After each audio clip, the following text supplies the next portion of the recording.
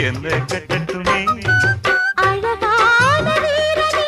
அசகாய சூரனே கருப்பான வண்ணனே கலிகால கண்ணனே நாடகம் தொடங்கினால் நான் உந்தன் தொண்டனே